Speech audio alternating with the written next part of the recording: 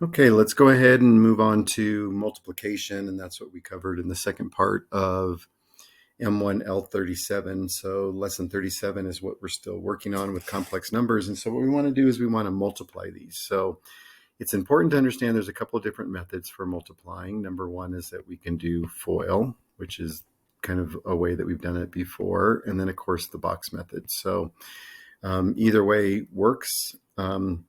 It's the same thing as before. With the box method, we're pretty much always going to just have a 2-row, 2-column box because everything's going to be in complex terms. We're only going to have a real part and an imaginary part. It's not going to expand any more than that as we're working our way through. So let me go ahead and do FOIL. So FOIL says first, so I'm going to multiply the 1 and the 1 and get 1.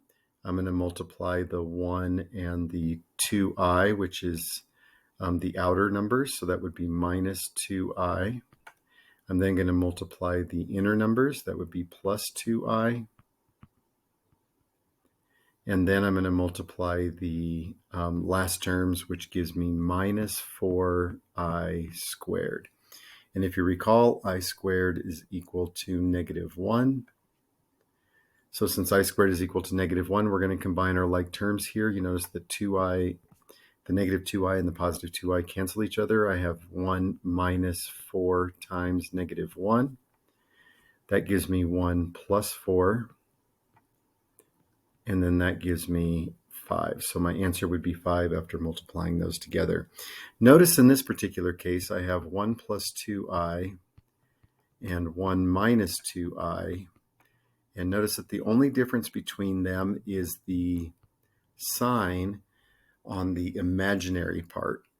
So because of that, if there is only a difference of the sign in the imaginary part, nothing else, the numbers can't be different, and the signs in front in the real part cannot be different. But if the signs in the imaginary part are different, then this is what is known as a conjugate. And normally you'll hear something called a complex conjugate. So, and the other thing that you'll notice is that always that middle term, which are these two values, the I term, will disappear. And then another thing you'll also notice is that it always turns out to be a positive number once we get a final answer. Well, I shouldn't say it's always going to be a positive number. I guess it does depend on the real part at the beginning. But we normally see when the values come up what we can kind of garner here, but this value right here is always going to be positive.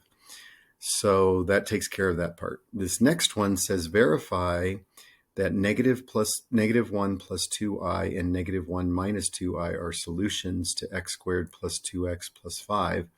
So what I'm going to do is I'm going to plug one of these in. So I'm going to plug this in for x in these two places. And so I get, in this particular case, I get negative 1 plus 2i squared plus 2 times negative 1 plus 2i. I know my numbers don't come out very well on the screen. Then plus 5 equals 0. So I get the, when I'm going through it, of course, whenever I'm squaring something, remember that I have to multiply it by itself. So I have negative 1 plus 2i quantity squared is negative 1 plus 2i times negative 1 plus 2i. And notice these are not complex conjugates because conjugates would say that the imaginary term has to be different signs. One has to be positive, one has to be negative, and then all the numbers everywhere else have to be the same. And so those are not conjugates of each other. So the middle term is not going to disappear. So now I have negative 1 times negative 1. So now I'm going to FOIL. So negative 1 times negative 1 is 1. Negative 1 times 2i is minus 2i.